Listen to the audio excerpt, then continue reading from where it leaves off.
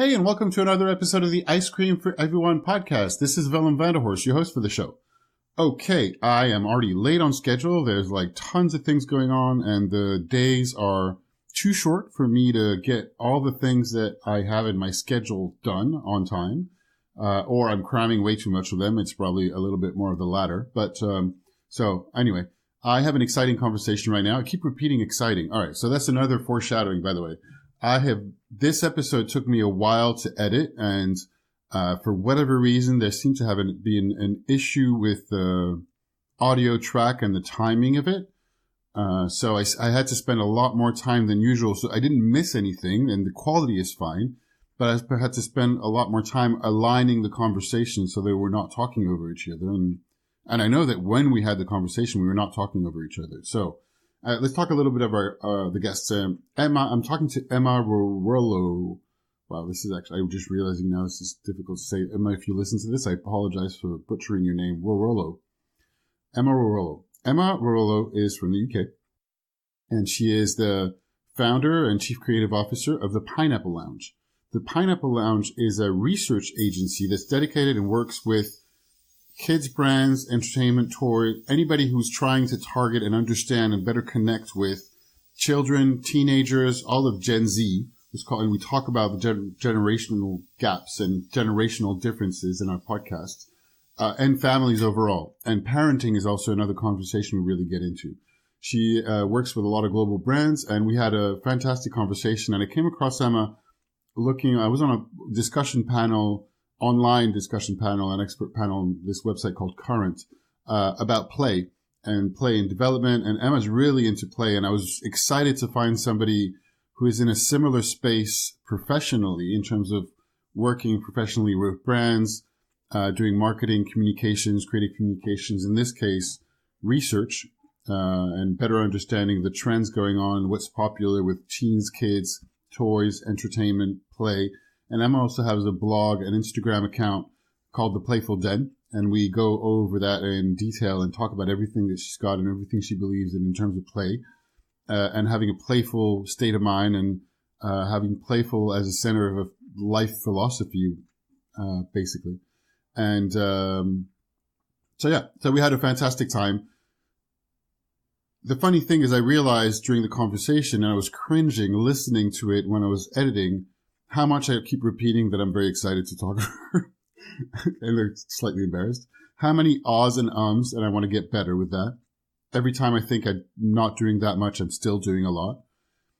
And I'm rambling in the middle of my questions. We had a fantastic conversation. I think overall it works, but I don't think my questions were particularly clear.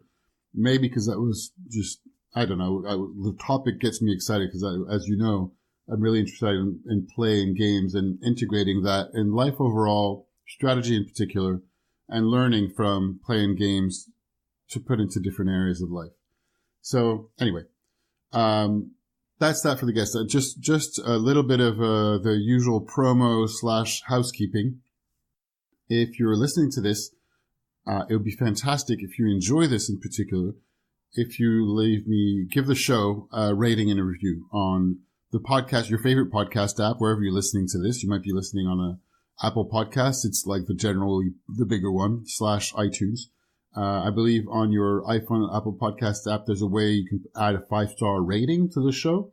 That helps a lot of other people find the show. It helps me be, selfishly encouraged to say, oh, people are liking this. I should keep going. And even better, take a minute to write a review. You can also give me a shout out on Twitter. My handle is ICWillem, letters I-C and Willem, WILLEM. The whole website to find everything and subscribe to the newsletter, the Ice Cream Sunday newsletter, where I talk about what I'm up to every week, and a couple of links I call the Ice Cream Combo, the Sunday Combo. It's 2 or 3 links that kind of like are not necessarily related, but I explain why I think they're particularly interesting together. And that's everything on the website at icecreamforeveryone.net.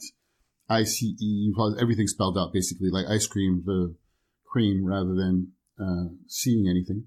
And my email is, if you want to reach out to me, if you want to give me feedback, if you have questions, if you'd like to be on the show, if you want to find out about the work I do in brand strategy, I got some work going on at the moment, which is another reason I'm running behind with all of my editing, more than the recording, because the editing takes longer than recording. I'm recording with some fantastic guests. And anybody who's in the gaming and play space, we've got Emma now, but there's going to be more talk with game designers because I've been a little bit focused on the strategy side recently, which is not a bad thing. I mean, I like both, so hopefully you do. I don't know. Willem, Willem, at icecreamforeveryone.net. Everything spelled out.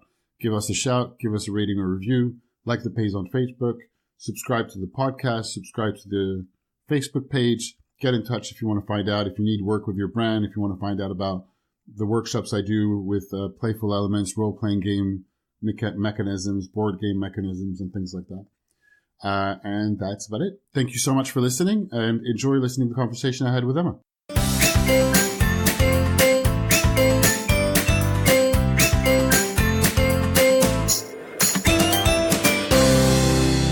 Hey Emma, welcome to the show. Hi. Hi. Very excited speaking to you. After spending a bit of time looking at everything from your blog to the business that you're running to everything that you're up to, that seems to be play and games and families and working with brands with anything to do with communications, I get very excited, basically. But this is where I thought we'd start, because I looked at your Instagram and Pinterest, and I was wondering, are you working from home right now? I am. So I was wondering if you could describe where you are right now. If it's anything to do with the photos I've seen, I think it's going to be an exciting way to start. Yeah, so I basically live inside some kind of unicorn rainbow.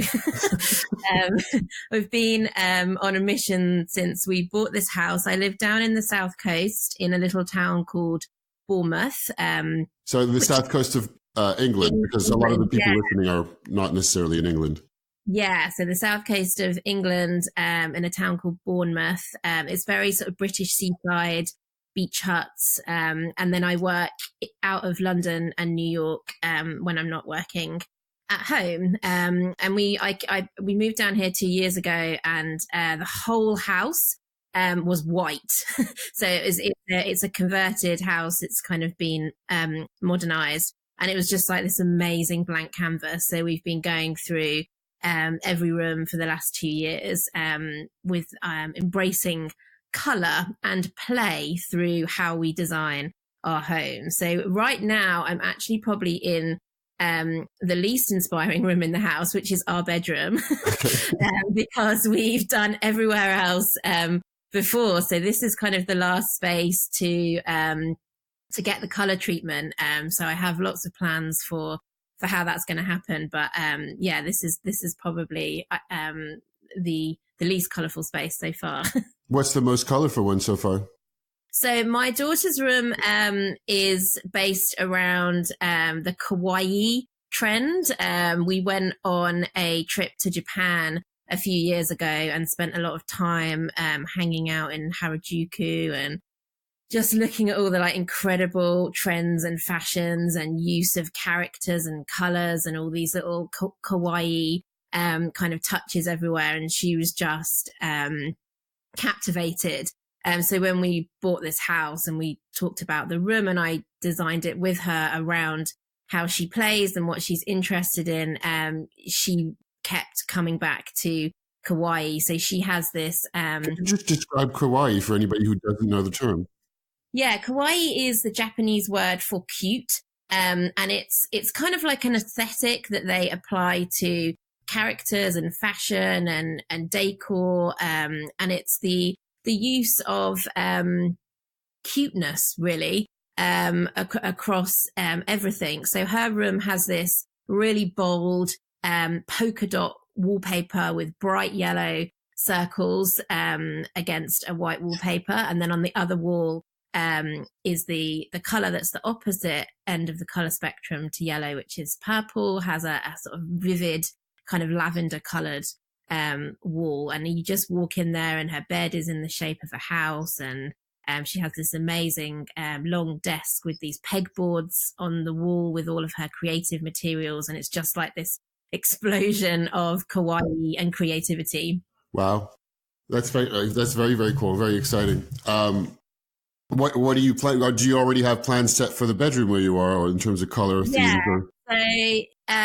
So there's like a sort of a space where all the clothes are. I don't want to say walk-in wardrobe because that makes me sound like um, something that it's really not.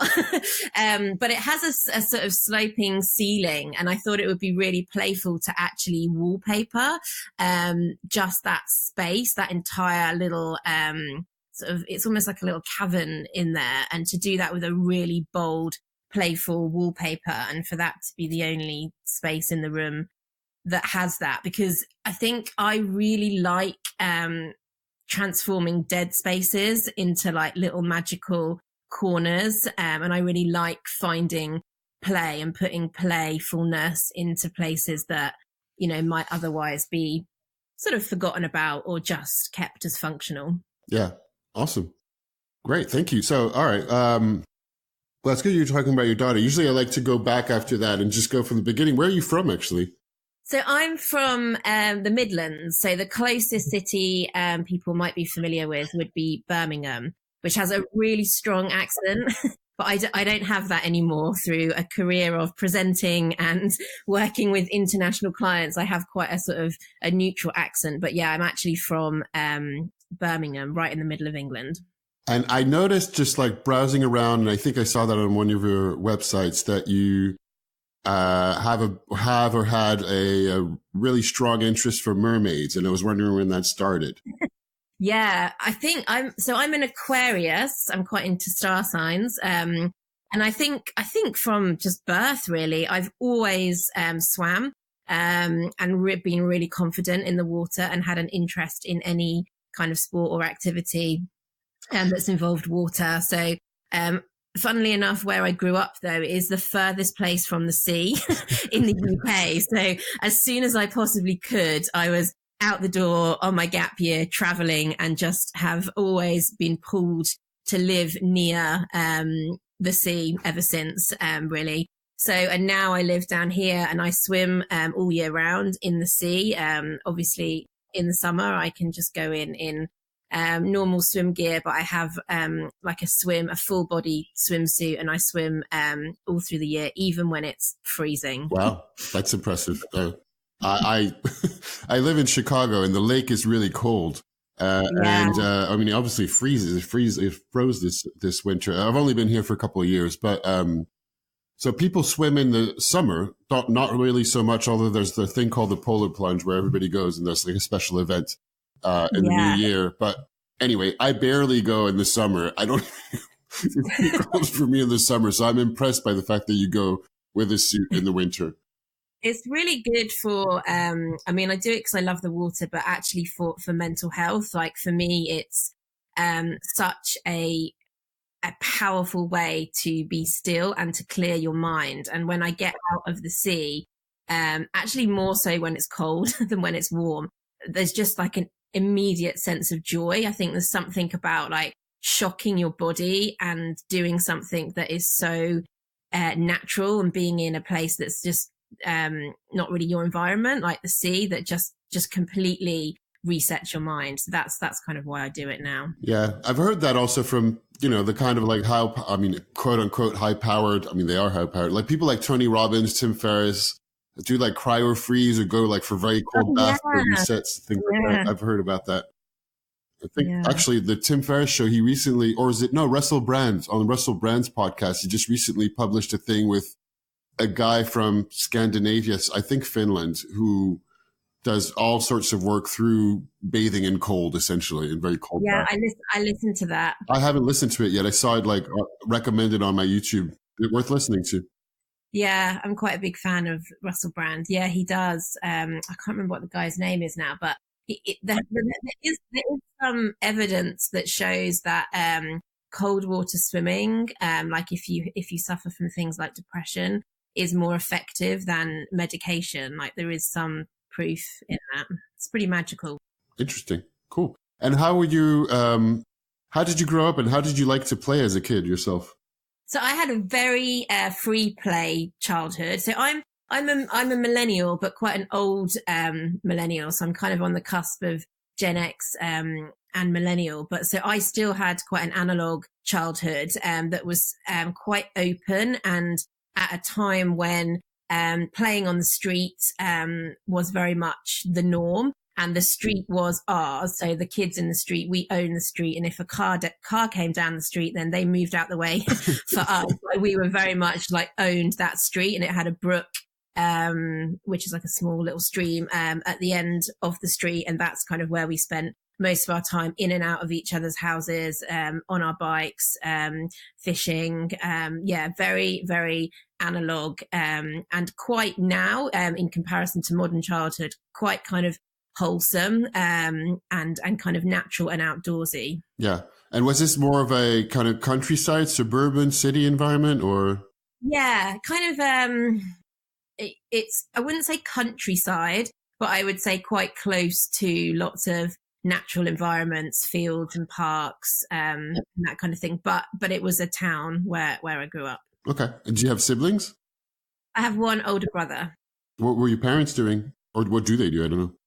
Yeah, so they're both. So I'm quite unique in my family, in that I've become this kind of business lady and work in the commercial sector with brands and marketing. My parents are both work for the NHS, which is the health service over here in the UK. My mum is a radiographer and is still in the industry, and my dad, he's now retired, but he was a maxillofacial technician, which means that he makes prosthetics for people's faces that have had issues with them, like burns victims or cancer patients, and he basically like makes eyes and ears and things like that. Wow. All right.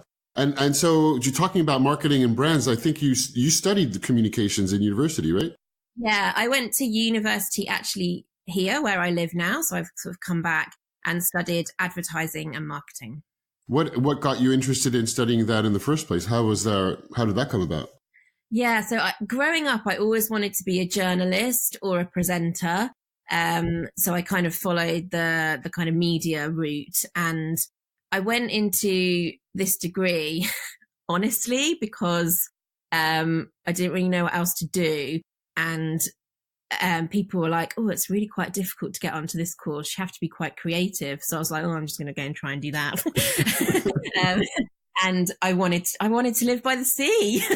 And, the university was down here by the beach, and I thought that'd be pretty sweet to go to uni by the sea.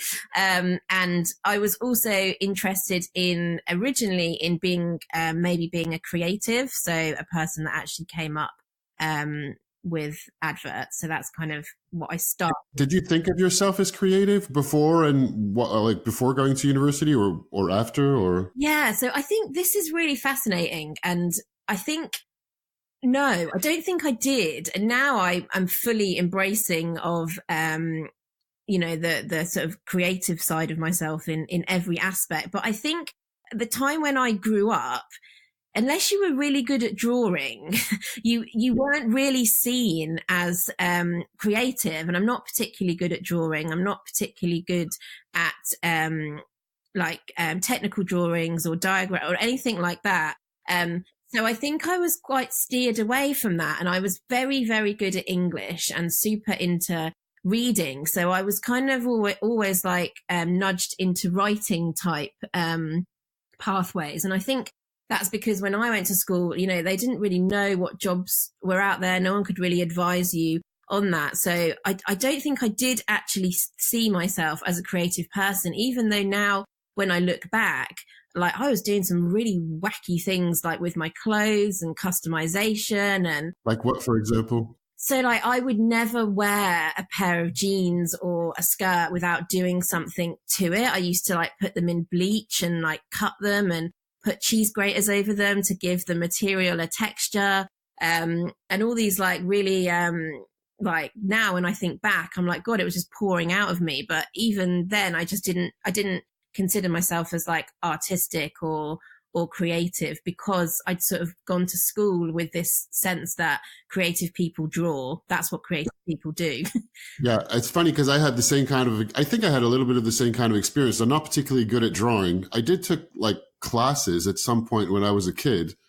But then I did read a lot, and I was not pushed towards, because my parents really let me do whatever I wanted. But Same. in the end, and now anyway, I think writing and words are a lot more my thing than drawing. But yeah. Yeah, it's interesting now because obviously I've got my own children, and I think as kind of modern parents, I think we're on the lookout for, like, what are their strengths, and what are the little things that bubble up, and we try and foster them and, present opportunities to do that. And I think on reflection, I think if I'd have had that, or if, teachers and careers people would have been perhaps more aware of what was out there, I think my creativity probably would have been spotted at some point, and I may have ended up going down more of like a design path, which is something that really interests me now, and actually is something that I have quite a lot of natural skills in, but never would have ever thought to have gone down that route, which is quite interesting. Got it.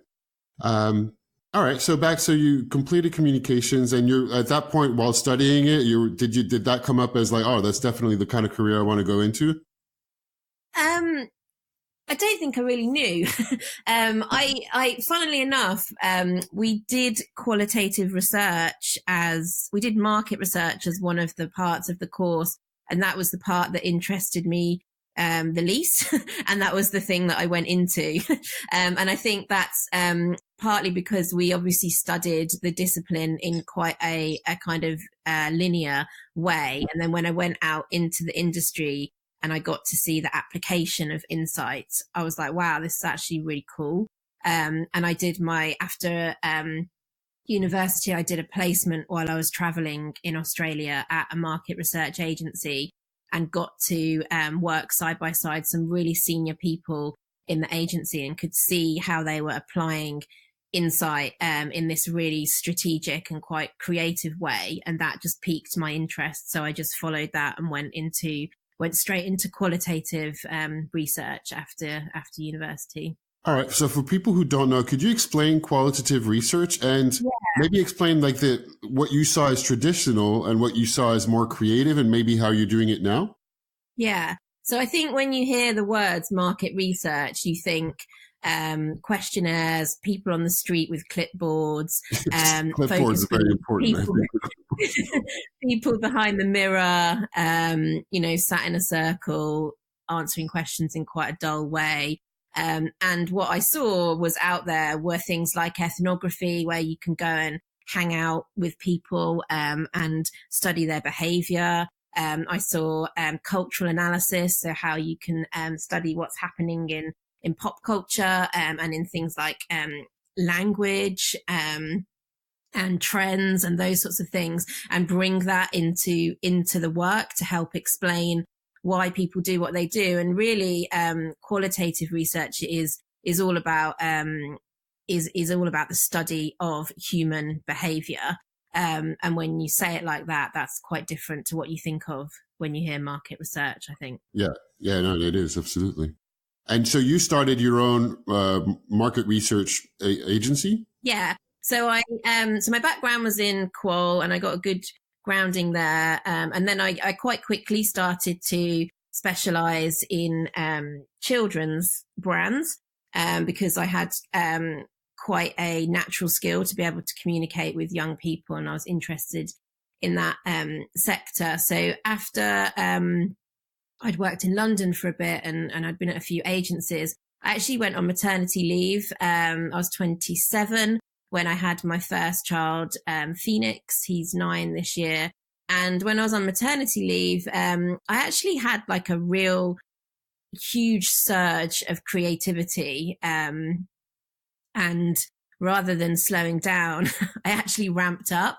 I started blogging. I blogged my whole end of pregnancy and first year of motherhood. And actually that gave me, in a way, it gave me a voice, and it gave me a confidence that I still kind of had a lot to offer, and that my creative energy was still there. So I didn't go back to my job. I started being an independent, a freelancer, working directly for clients and other agencies. And that's when I decided I would just set that up as a business and take it from there. So I actually started my agency, the Pineapple Lounge, when I was 27 years old and when I had a 6-month-old baby. Wow.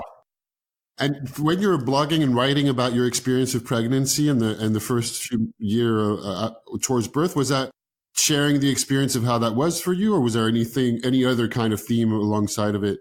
Yeah, it was called Mission to Motherhood, and it was kind of like around this idea of trying to figure out how you become a mum, and it was a lot about particularly about identity, I think, and how your identity shifts and how to, I think, retain who you are, even when you enter a new life stage, and to be able to do that with confidence and not to kind of get bogged down in the minutiae of the parenting world. And I'm sure there's a lot that's covered inside of the blog, but like now it's been, obviously a few years.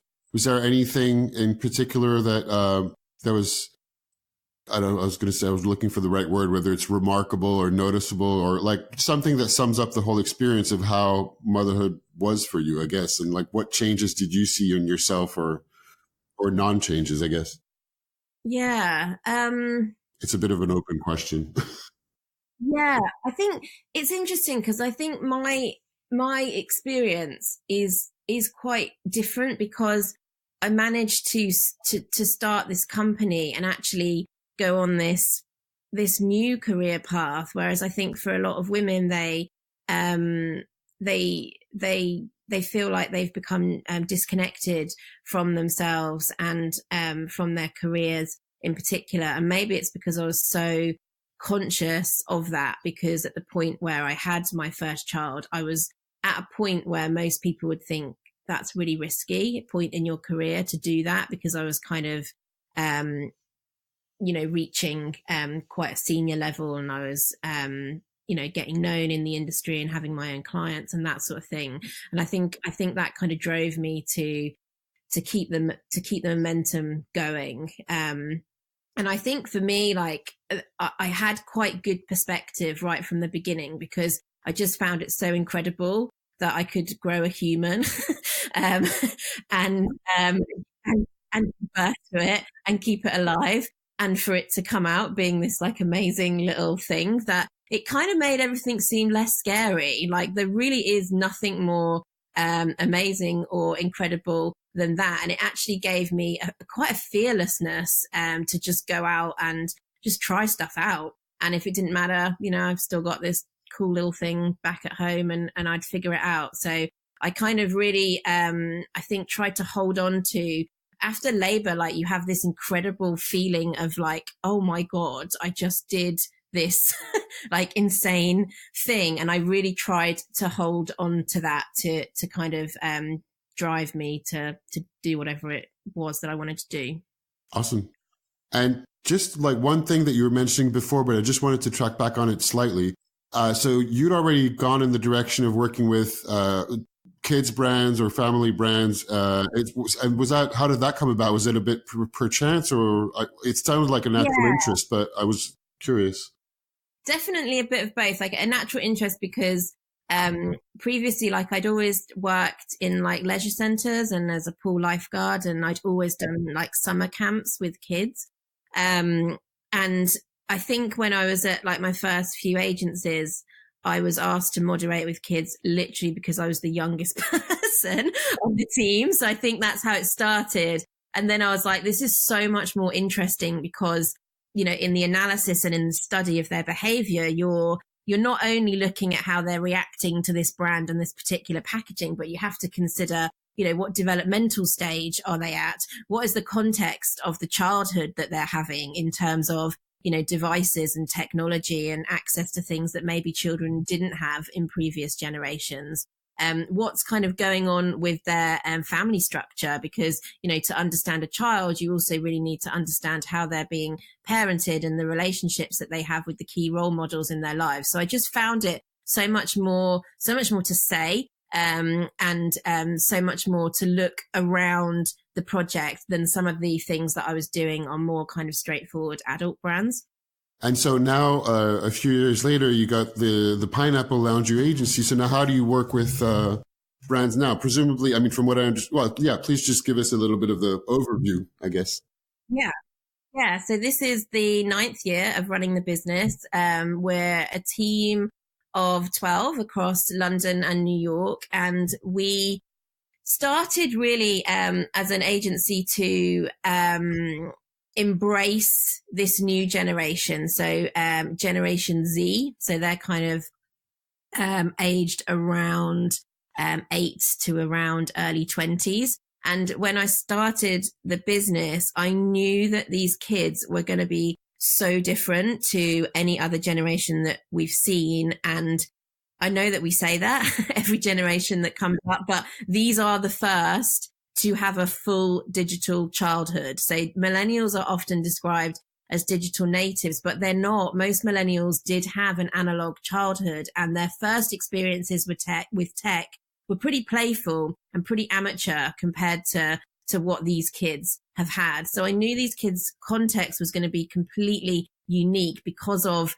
where they had entered the planet on the tech revolution timeline. So I designed the agency based on that, saying, you know, we're still researching them in the same way, and we can't do that. We have to adapt. We're still thinking about them in quite a kind of academic, developmental way, and we need to lean much more into popular culture and the kind of messages and narratives that they are immersed in, because they are different now. So that was kind of how it started. It was built for Gen Z, about them, and to help brands look at the world through their eyes.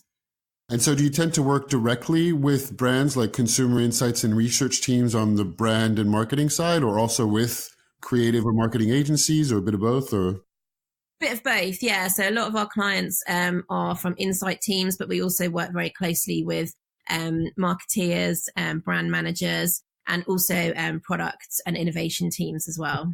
Oh, cool. That's really interesting. And so also qualitative as well as quantitative, or? Yeah, so we describe ourselves as method neutral. So we will choose the tools for the brief and whatever works best. We have what's called a hack squad, which is a global collective of Gen Z and millennial parents. And they are really there to open doors for us into worlds that we wouldn't ordinarily have access to. So they are vloggers and bloggers and change makers and opinion leaders in spaces like fashion and beauty and gaming and esports and coding and education. And they are all over the world. It's completely unique. There's about 35 of them now. It's a small but selected group. So there's quite a rigorous recruitment process, and we are using them to idea source, to predict the future, and to come up with concept ideas, and to really provide insight that is more cutting edge from perhaps what you might get from speaking to more mainstream consumers. It's interesting. And I also noticed that you had one of the things you have going on, and I watched a video, or at least presented on the website, with this idea of following what cool and fun is to either children or teenagers. Yeah. And I was wondering, in your experience, because cool, I mean, this is a fascinating research. I think it's really interesting. But I was wondering if cool changes, or how frequently it changes, like what kind of trends go on. Does it tend to change from a generation's perspective, or is it something that changes every time there's a new fad, or are the words and things used consistent with like one kid or an area or years? I don't know. What's your experience so far of that? How often does it change? Yeah.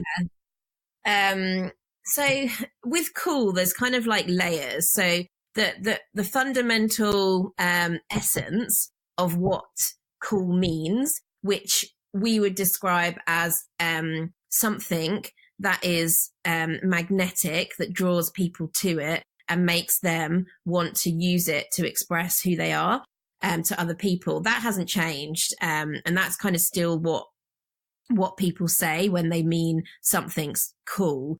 But how cool presents itself changes all the time. And it is impacted by generations. So if you think about Gen X, cool then was really all about, it was very tribal. So it was kind of identifying with subcultures and really expressing yourself in a way that communicated to other people that you were part of a particular tribe. And that was cool to you. That was magnetic to you. And that expressed something about who you are to other people by your connectivity to the tribe that you belong to. When we move on to millennials, they were much more about individuality. So that was all about standing out and being unique. And so cool things to them were things that made them probably still fit in, but also pointed to their nuances, to their individual traits. And now when we come on to Gen Z, we see a real, what we would describe as participatory culture. So they want to join in with things that make them feel connected in quite a global way to their generation. So this is why we have viral dance movements and games that kind of just pique their interest across the world. They want to like join in on these movements, and they kind of advocate for things. So they align themselves with causes that define their values and who they think they are. So these generational shifts in kind of how you want to define yourself and how you form identity have a massive impact on what things you think are cool and how you define things that are cool to you. Thank you. That's awesome. Very, very cool. And how did so as you started working with children, families, brands, which presumably, actually, I don't know, so I'm not going to presume. How did the idea of studying play come into this? Was it always included, or did it come a little bit later? Because you also have a blog, and I want to talk about it, called the Playful Den. Yes. And that's also your Instagram and your Pinterest that are like gorgeous boards. And, so that's something I want to talk about as well. And was that always parallel with the idea of developing the Pineapple Lounge and including play within your research, or? Yeah, I think when children and youth are your business, there are three things that come up pretty much in every single brief. How can my brand be cool? How can my brand be fun? How can I encourage playfulness? And those are the things that just come up time and time again. It doesn't really matter if we're working on a streaming platform, on a collectible toy, or a lunchbox snack. There's always an element of those three things in the mix. And I was wondering, is the third one on play, is that the case for brands and services that are already like entertainment and toys by nature, or also ones that are, I don't know, like a fruit juice or something, like, that is addressed, that is wanting to sell to families and children, but is not necessarily playful or toy in itself? Yeah, if you can inject play into your experience, generally, and this is for any age, it's more sticky, it's more memorable, and it's more time worthy. And particularly for us, we're working with kids and youth. Play is their language. Play is how they are meant to be in terms of their state of mind. And when you can get someone into a play state, that's a phenomenal place to put them in, because you become time worthy, you become engaging, you probably become more talkable. So putting people into this kind of this playful mindset is really powerful from a branding point of view. Yeah. And what have you found, and what are some of the, I don't know, anything that you use to encourage people to be in a play state of mind? And I know it might be, I don't know if it's easier or more difficult with children versus teens or adults. Yeah. So I started the Playful Den because I wanted to talk about this lifestyle philosophy of living playfully. So we've seen in kind of contemporary culture things like yoga and mindfulness and digital detoxing kind of really becoming a lot more mainstream as a way to cope with the complexities and busyness and pressure of modern life. From my point of view, play is way more effective than any of them and should be up there with them or above them. And I think if everyone played more, the world would be an entirely different place. As humans, a playful mind state is kind of how we're meant to be.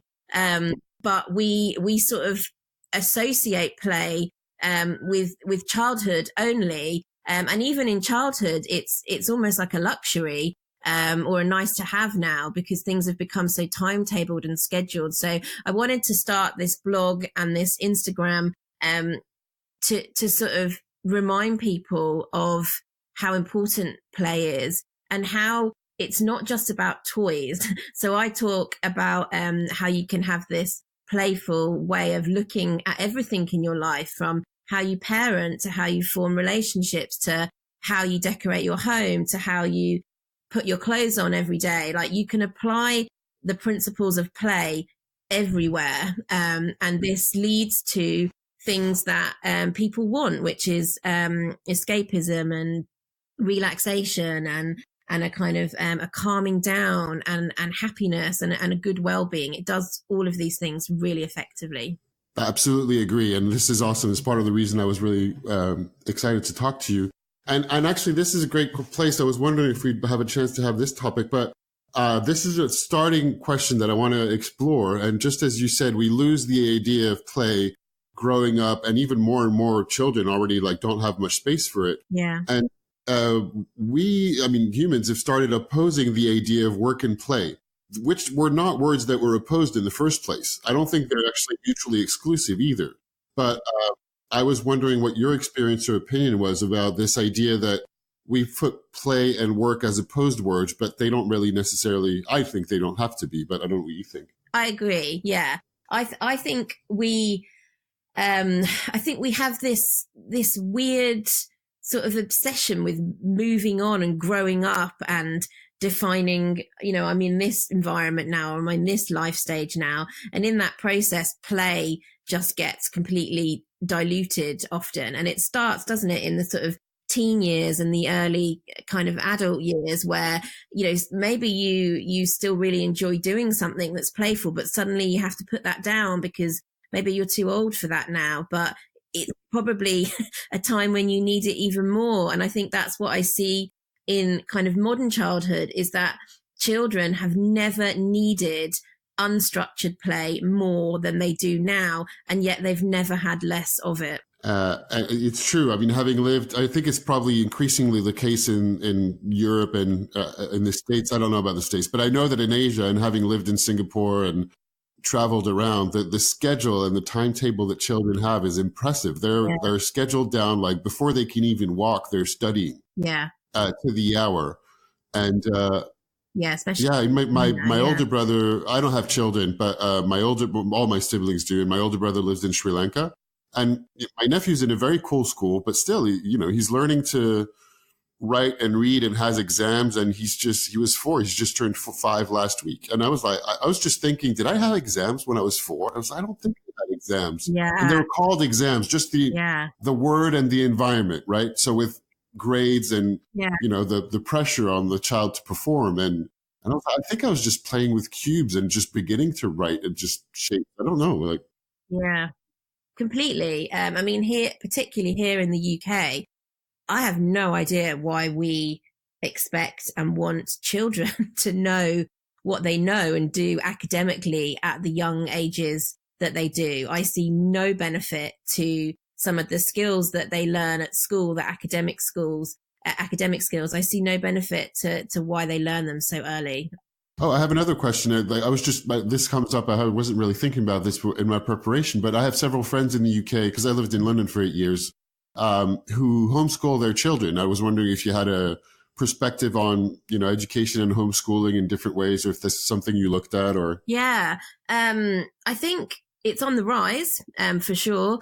And it's sort of one of the fringe trends that we talk about. And the reason that it is because, I think parents, and particularly millennials, actually are really focused on EQ versus IQ, and EQ as almost like this answer to the future, versus all of these kind of IQ based curriculums that aren't really going to give kids the skills that they need to learn to fix the problems in the world and to do the jobs that we don't even know exist yet when they're older. And the schools here in the UK, I think the same is true in the States. I think the same is true in some places in Europe. The focus is on linear learning and kind of like erodes a child's imagination rather than growing it with age. Actually, talking about imagination, there was a couple of posts that just struck my attention. There are recent posts. I read a few of the recent posts you have in your blog, and I'll add all the links in the show notes, but I recommend checking it out. It's cool. Talking about imaginative play, and you wrote this interesting post about open-ended style toys versus ones that are licensed, which I imagine that those are things that you work on. So, I was just wondering, like, if you could tell us a little bit about that post you wrote, an open-ended toy. Yeah. So I've been really fascinated that on Instagram, a sort of high trend level, a lot of the Montessori style open-ended toys are super trendy to share and quite desirable, partly because they look beautiful. They are aesthetically stunning the way that they're designed, but also because people are turning towards this idea of open-ended play, and this is becoming more known, I think, in the parenting community. And what open-ended play means is that it's more about giving kids tools and objects and props and things that they have to fill in the blanks with. So it's almost like a blank canvas. So when they build with these things or when they use these things, they are seeing whatever it is that they imagine. This is really different to getting, say, a play set from your favorite TV show, which comes out the box with a predefined story, a group of characters that have their gender defined, that have their personality defined, that have their behaviors defined. So you are playing not with a blank canvas, you're playing in a world that someone else has imagined for you. I don't believe that one is kind of better than the other, or that, you know, one is bad and one is good. I think there's space for both, but the way that these children are entering the world is actually in quite a commercial way, and is they have really early experience of these character franchise brands, pretty much from as soon as they can speak and watch a screen. They're very used to, I see a character here, I expect to see it in a toy, in an app, on my food, on my potty, like everywhere, because of the licensing model. So the point I was making in this post is, I think modern children, I think they're not as good at doing that blank canvas play, because right from an early age, they play within pre-existing narratives and within characters that have been created by someone else. Yeah. And I was wondering, also reading it, and if you think, and this is like also to do with, I think maybe a little bit of a difference with the Gen Z and the newer generations, as you said, it is across the board from the very beginning to have all of these licenses, characters, worlds that are there, which I love very much as well, but I don't know what kind of impact it's going to have. Like growing up myself, and I'm from 79, so I'm like at the end of Gen X, before millennial sort of thing. Yeah. But I grew up with those characters. I mean, I had, Transformers and other licensing kind of toys, but I also had cubes and just imaginative play that didn't have anything attached to it. Yeah. I played with both. And looking at those very beautiful kind of Montessori style toys, and I looked at some of the links you had in the post that are really like beautiful, designy, Scandinavian nature. I was wondering if some of those, and the price tag is more expensive. Yeah. So does that limit the access to a wider audience, or because technically, like, if they're just cubes, they're not worth anything. So I don't know. I was just wondering, is there something a little bit class-based or money-based or social-based to be able to access those kinds of things, or not? Unfortunately, I think there is. I think you can still get these things at an affordable price point. But I think when it comes to buying toys, I do think that characters and licenses bring a value. And I do think that they really drive purchase behavior. And particularly, parents who are buying toys often in reaction to child requests, the kids will be responding to what they see in their content a lot. So a kid isn't going to say, oh, I'd really like some wooden shapes that I can just build and imagine something with. Like, a kid is never going to say that. And I think we are a culture that is obsessed with kids being happy. And we kind of chase this idea of happiness all the time. And that makes it very difficult because happiness is transient. You can't be happy all the time. And I think that's how parents approach buying things for their children, particularly when it comes to play and toys. It's quite different to like when you think about food, when generally most people are like, I need to get a bit of this and a bit of that and kind of make sure it's balanced. I don't think that's always the way that a lot of parents see play. They think, what's going to make the kid happy and what are they into? And if they're being child-led, that's going to be characters and licenses and franchises. And I want to be clear that I'm not against that. Like my whole family is obsessed with Harry Potter. And we have so much of that stuff. My husband and my son are massive Star Wars fans, like super into the fandom communities. But from a kind of point of view of setting up a play environment and a play experience, I don't think most parents go into it thinking about that. They go into it from the point of view of instant gratification and happiness of what the child will react to. Yeah, I really like the idea of thinking about it like a balanced diet, that there's different styles of play and like make sure that you have. So for you, what do you think the different styles of play or different kinds of toys or games make up a good balance or a good diet? Yeah, so I'm actually really into being led by the child and designing the environment from them, really. So my daughter is super into creative art. So I set her room up, whereas one whole wall is a desk, because so she can have the space to use all different creative materials and kind of things like that. And there's much more of that in her room than there is of, say, like, sort of out of the box toys like figures and dolls and things like that. So I think that's great. I think the experiences like that are limitless are also really important. So there's no boundaries to that type of play. And play is so powerful when it goes to another place and then another place and another place. That's when you really get into a flow state. So I try and look for experiences that can go to other places, and creative arts is a really good one. And I'm super into like the slime making and bath bomb making and all of that stuff I love. My son is like really adventurous and outdoorsy. So he does a lot of parkour, free running, and he's really into like woods and things like that. So I cleared out our kind of shed thing in the garden and put a station in there, and he's into like whittling. I don't know what that is. I'm sorry. Has like it's like with a penknife where you get you skin sticks almost to make them smooth, and he carves like bows and arrows and things like that. So an element of risk for him is what attracts him to playful experiences. So I try and look for ways to bring that in without him ending up in A&E. Yes. Cool. So we'll just slowly wrap up, but I was wondering what, because I'm interested in this whole themes and everything that we're talking about, and I'm expecting you studied a little bit. Are there any books that you particularly recommend around play, games, creativity?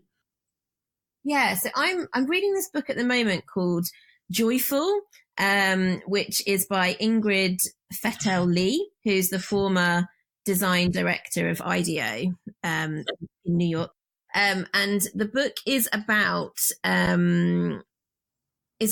how you can kind of get joy out of everyday design. So it's kind of about like when you decorate a space, or you bring a color into a space, or you have a particular item that's designed in a way that's really attractive to you, how that can actually affect your mood and behavior. So this is really fascinating to me because it has a direct correlation to what I kind of talk about in terms of how play can make you think and feel. But it's a fascinating book. And one of the stories that she tells in it is there's this town, I can't remember where it is now, but it's a town that is like really in decline. And there's loads of crime, like it's bad times there. And a new mayor comes in and he paints all of these buildings like vivid orange and yellow and just transforms a city that's like brown and grey into like a colourful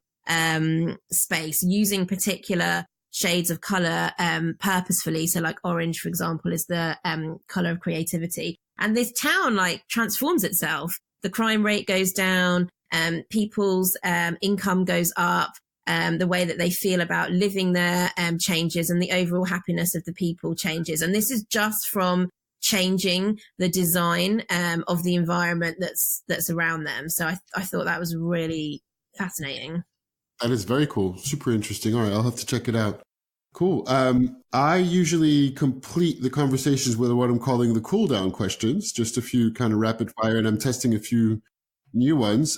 Starting on the easy one, because it's the Ice Cream for Everyone podcast. Do you have a favorite ice cream flavor?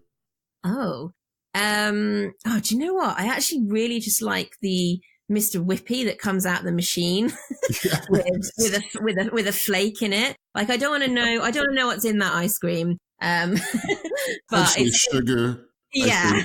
But it's like it's nostalgic and it's just it's like happy memories, joyful. Yeah. It's funny, on the same kind of line, not exactly ice cream though. So I've been living in the US for 2 years now, and I hadn't bought a pack of Oreo cookies. I just don't really, I do sweets, some sweet stuff, but I don't really buy cookies or biscuits. But I did yesterday. And I do like cookies and cream as an ice cream flavor, which is like, with Oreo cookies inside. Anyway, long story short, I tried these cookies with a little bit of milk, which I don't usually drink either. They essentially have, the flavor of Oreos, I just realized, is sugar on sugar is essentially what it tastes like. So it's actually quite funny. It's like, wow. And that's anyway, I thought it's interesting. Yeah, I love what we get excited as kids, and even just there, I was like, oh, what if I just got a pack of biscuits? And anyway, do you play games? Is there a game you enjoy and recommend playing? Ooh. So my husband is a massive retro tech collector. So we actually have like the first Atari, we have an N64, and we have a Mega Drive. And I was really into Sonic when I was a kid, Sonic the Hedgehog. And now we have like an old TV, so we can play it on there. So that's quite fun. Awesome. Very, very cool. I saw that there's been controversy around I think it's the movie animation coming out and the way that Sonic looked on the pop culture trivia. I also really love geocaching. We do that as a family quite a lot. So on the app where you can go and find the treasures, that is such a good idea and such a brilliant thing to do with kids or with friends. We love that. Yeah, that is very cool. My little brother and sister live in the south of France, and my brother and his wife do that with their kids. Yeah, nice. They go and explore and look for treasures. And is there a website usually for it, or? It's an app, so it's all done on the app. I've never been on the website. Okay, cool. All right, so just to make sure I have the right thing for people to look up on the show notes. Yeah. Actually, talking about notes, this is another question. I was wondering, do you take notes usually where you're working, and if yes, how so? Oh. I do. I still like a notepad. What kind of notepad do you use? A pen. And I really like one that looks absolutely bonkers. The one I've got at the moment, the one I've got at the moment is it looks like it's been designed by David Bowie. It's full glitter. It's blue glitter with a big glittery lightning bolt through it. And my last one was covered in mermaid scales. That's awesome. Is it like large, small? Does it have lines? Lines, yes. I'm not adverse to a plane. I quite like a plane as well. And I also had for my team, I had them made these huge like desk pads that we all have that are like Pineapple Lounge branded, and they have different spaces on them that say like ideas, must do, random thoughts, and I quite like those too. That's pretty cool. All right, thank you. What's the last piece of art or media that had an impact on you? Into the Spider-Verse, which is the new Spider-Man animation. This film is off the hook. I'm quite hard to impress because because I work in the kids industry, and because I'm always trying to push brands to take more risks, be more disruptive, like inspire kids in ways that we've never seen before. And this is the first time I've seen a kids film where I thought, wow, they get it. The style of it is incredible. The music is amazing. The characters have light and dark in them, which is really unusual for a kid's piece of animation. It's normally like the goodies, the baddies, evil, good. And this is really, you don't really know who you're meant to like. And, the characters have a mix of light and dark in them. And aesthetically, it is stunning. And I was so happy that it won the Oscar. It's the first time that Pixar haven't won the animation Oscar for a long time. And it was so deserved because I just thought it was incredibly on point. I absolutely agree. I loved that film. I went to see it at the cinema and I was blown away by everything that you said. And also the other thing that I really loved and entirely deserved for the Oscar as well.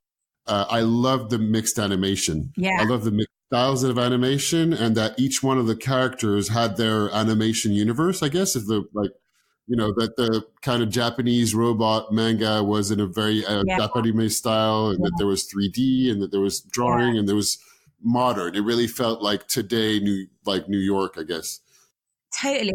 And I mentioned earlier how, I like open-ended play experiences. And this is an example of how they've taken that into a piece of content, because when you're in that world, it feels limitless and it feels like there's no boundaries. And that's, I think, how kids want to play, and that's how they see the world. And that's the first piece of film content that I've thought really, really captured that. Yeah, absolutely.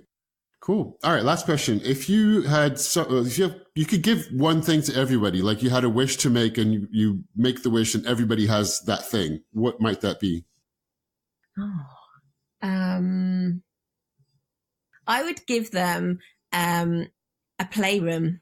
I would give them a room that was like designed and set up for their exact style of play. So play is anything that is done just for fun, that is done with curiosity, with passion, with openness and with freedom. And whatever that looks like, I would give everyone their own personal space so they could just go in there and be playful.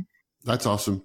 That's great. And actually what you just said about play and definition was brilliant as well, because I think sometimes, or maybe many times, I don't know, people, I think with the thing of growing up and being a little bit more serious, and, the idea that you kind of need to leave childhood behind, maybe people think that play means a lot of, bright colors, which it can, but it doesn't necessarily have to, I don't think. Yeah.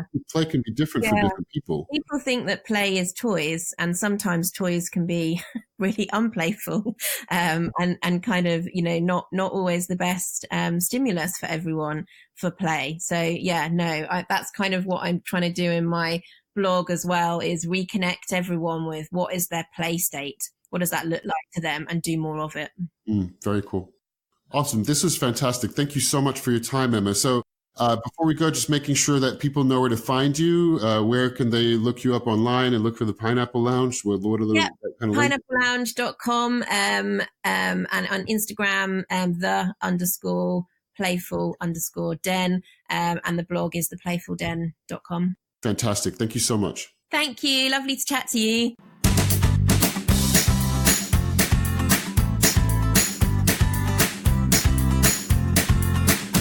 All right, that's another episode wrapping up. Thank you so much. I appreciate you giving the entire time. I thought it was a fantastic conversation with Emma.